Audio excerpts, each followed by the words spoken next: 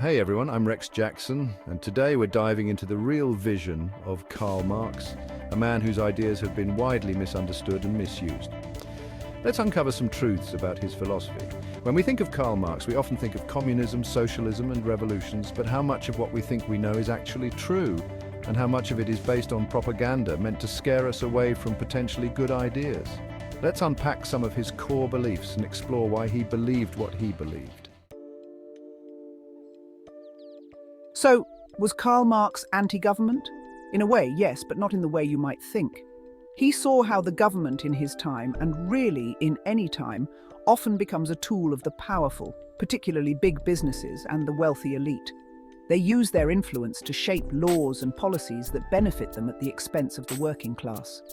Think about tax breaks for the rich, deregulation that allows corporations to pollute, or laws that make it harder for workers to unionize. These are all examples of how those in power can use the government to further their own interests. Marx saw this happening in his own time and recognized it as a form of systemic exploitation.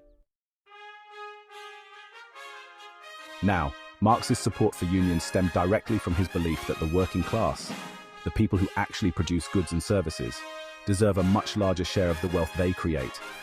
He saw unions as a vital tool for achieving this. See, when workers are organized into a collective bargaining unit, they have far more leverage to negotiate for better wages, safer working conditions, and a more equitable distribution of profits. They can stand up to the corporations and demand a fairer deal. Marx understood that individually, workers are often powerless against large corporations, but collectively, they can exert significant pressure for change. Chapter 3. Let's talk about Marx's stance on land ownership. This is where things get really interesting. Marx believed that private land ownership, particularly on a large scale, was a major driver of inequality and social injustice.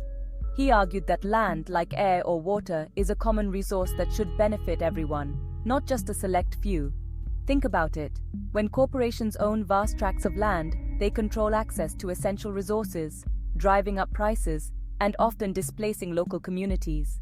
This concentration of land ownership in the hands of the few can lead to immense power imbalances and exacerbate existing social inequalities. Marx envisioned a society where land was held in common and used for the benefit of all members of society.